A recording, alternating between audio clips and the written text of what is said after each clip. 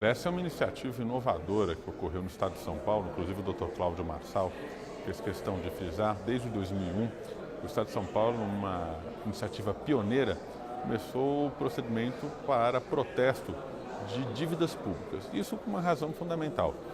Já se reconheceu que dívidas de pequeno valor, elas são muito mais onerosas para o Estado cobrá-las, porque tem que remunerar todo o pessoal e todo o instrumental necessário, do que propriamente o protesto. Por quê? Simplesmente para cobrar dívidas de pequenos valores, o Estado é obrigado a movimentar um conjunto de servidores, todo um aparato estatal que só se justifica para valores, dívidas de grande magnitude econômica. Dívidas de pequena magnitude econômica, simplesmente é muito mais caro para o Estado desempenhar, colocar toda a sua máquina em atividade do que adotar outros instrumentos de cobrança. Então, o que se fazia antigamente no Estado de São Paulo? Dívidas de pequeno valor também não se cobravam. Então, o protesto veio como um instrumento já previsto pela ordem jurídica, uma atividade delegada, que serve como um instrumento legítimo para a cobrança de obrigações líquidas, certas e exigíveis. Portanto, eu reconheço que o protesto de dívidas é uma maneira através da qual o Estado ele busca incrementar a eficiência na persecução de uma finalidade pública. O Estado, para se movimentar, ele precisa de dinheiro, fundamentalmente, para atingir todas as finalidades dele, educação, financiar a saúde, polícia, infraestrutura, para obter recursos de fonte tributária e outras fontes. A fonte tributária, o que ocorre em relação ao mal pagador, aquele que não cumpre pontualmente as suas obrigações tributárias. Depois que cobra, se ele não paga, se executa. Qual que é o instrumento do protesto? Admite que o Estado, receba dívidas sem qualquer espécie de ônus. E por que sem qualquer espécie de ônus? Porque o Estado não paga propriamente pela atividade do protesto. É a pessoa protestada que depois, pretendendo liquidar a dívida, que incorre no pagamento dos emolumentos. Portanto, é rápido para o Estado. 2, não tem custo para o Estado. E 3, aquelas dívidas que ele não cobraria por serem antieconômicas, porque o Estado gastaria muito mais para cobrar do que propriamente para receber, elas passam a ser recebidas por este instrumento que é gratuito em prol do Estado. Eu não vejo que haja qualquer espécie de relação do protesto de dívida pública em relação à crise que nós atualmente vemos. Pelo contrário, ele é um instrumento que, já concebido em favor do poder público, pode ser um meio para minimizar os efeitos da situação que nós vemos. Por exemplo, o Dr. Léo Almada fez referência que o Estado do Rio de Janeiro, por exemplo, passa por gravíssima crise econômico-financeira e, não obstante isso, não leva um protesto à dívida. Portanto, significa dizer, melhor dizendo, não leva uma dívida a protesto. Significa dizer, o Estado do Rio de Janeiro, ao que me consta, não vem utilizando esse eficiente modelo para cobrança de dívidas, o que, em rigor, é lamentável. Há um estudo levado a cabo pela Procuradoria da Fazenda Nacional, e principalmente, que dá conta que de 30% a 40% dos valores das dívidas protestadas são pagas. O Dr. Léo Almada, que é o presidente do Instituto de Estudos e Protesto de Títulos do Brasil, trouxe um número ainda melhor, que da total das dívidas protestadas, 50% acabam sendo liquidadas pelos devedores, ao passo que a recuperação das dívidas via judicial é expressivamente menor. Dá-se conta que só de 1 a 10% dos valores cobrados judicialmente pelas procuradorias dos estados, dos municípios e da União acabam sendo recebidos pelo erário, ao passo que via protesto recebe-se quase 50%, ou em torno de 50%. Vai se revelando que é um instrumento muito mais eficiente. É certo, há que se ponderar que, na realidade, os valores protestados hoje são em magnitude econômica menor, mas era considerado como uma dívida podre, portanto irrecebível por parte do Estado. Então, é um instrumento que tem se revelado extremamente eficiente na persecução do interesse público mediante o recebimento de quantias impontuais por parte dos contribuintes. Enquanto para o administrador público, e disse muito bem o Dr. Cláudio Marçal, tem um departamento de cobrança e o departamento jurídico. Então, uma vez uma dívida não paga, ou uma obrigação tributária não paga, simplesmente a Secretaria da Finança deveria mandar aquilo diretamente para o protesto.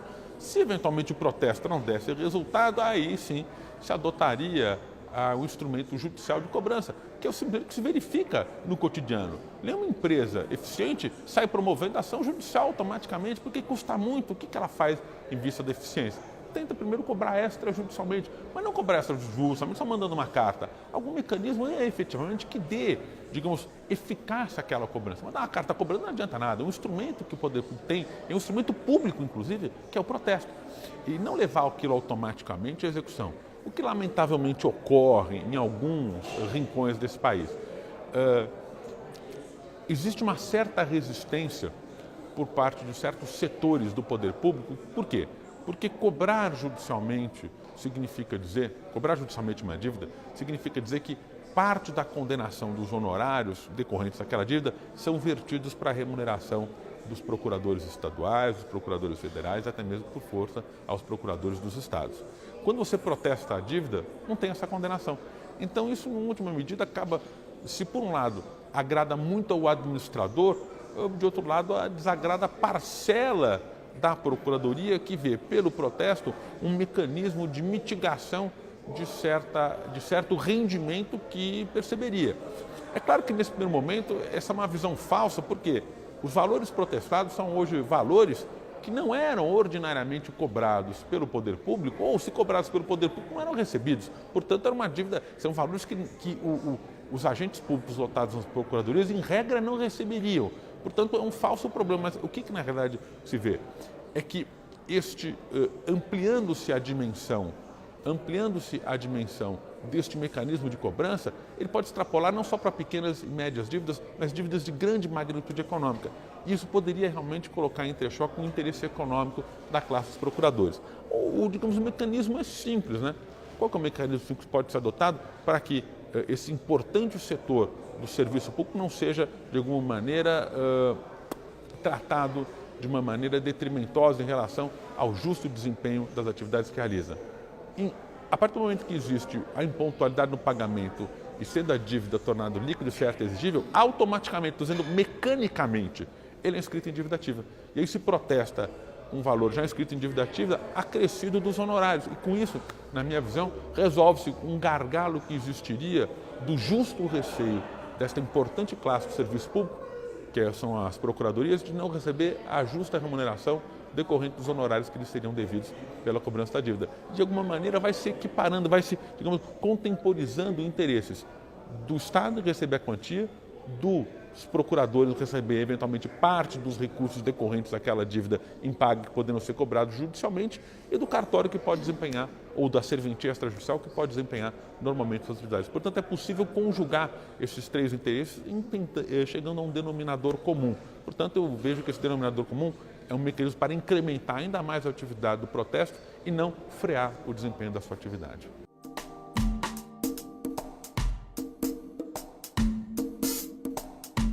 Na verdade, você tem que se desapegar de certos processos, né? Existe uma cultura burocrática arraigada no desempenho das atividades estatais. A burocracia em si mesma não é um elemento ruim, ela é um processo para o atingimento do fim. Então, a burocracia, sob essa noção, existe tanto no setor público quanto no setor privado. Você não vira para uma grande empresa e diz, olha, eu tenho uma dada quantia para receber e essa empresa privada automaticamente ele paga. Não é assim que funciona. Onde é que está a cobrança? Cadê o setor de compras? Não paga agora imediatamente? É burocracia. A burocracia simplesmente é um rito. Não existe um mal no rito, ou seja, o rito não é um mal em si mesmo. O que existe, o mal em si mesmo, quando esse rito é prolongado, ele acaba sendo desviado da finalidade principal dele. Então, o que nós temos hoje? No setor público existe uma burocracia, o que é natural. O problema é que esta burocracia, ela deve ser reinventada, portanto, ela deve ser otimizada em vista de novos mecanismos. Portanto, você não aniquila a burocracia, você altera o sistema burocrático, no caso nós estamos falando do sistema burocrático para a cobrança de uma dívida, de um setor que vem se revelando ineficiente, ao menos para a cobrança de dívidas de pequeno e médio valor, para um sistema burocrático eficiente na cobrança dessas mesmas quantias. Então, o que nós temos é a mudança de paradigma burocrático, de um paradigma de um burocrático ineficiente para um paradigma que seja burocrático eficiente. Então, é simplesmente da mudança de paradigma. E toda mudança, ela não ocorre instantaneamente, é um processo, né? Você não é adulto de um dia para o outro. Você nasce, você cresce e você, ao final, chega adulto. Então, nada na vida é instantâneo, é um processo. É como um casamento, você não casa do dia para o outro. Você namora, fica noivo, eventualmente casa. Então, a vida é um processo. E, realmente, existe uma mudança de um sistema burocrático ineficiente para um sistema burocrático eficiente. A virtude, uma das muitas virtudes deste evento, é justamente oxigenar e revelar as virtudes da mudança desse processo burocrático. Portanto, este evento ele serve justamente para alimentar e fomentar essa discussão, trazendo o Estado, ou pelo menos revelando para o Estado e para certos setores do serviço público, que, em rigor, o protesto de dívidas públicas ele só tem a contribuir e não a prejudicar na persecução do interesse público.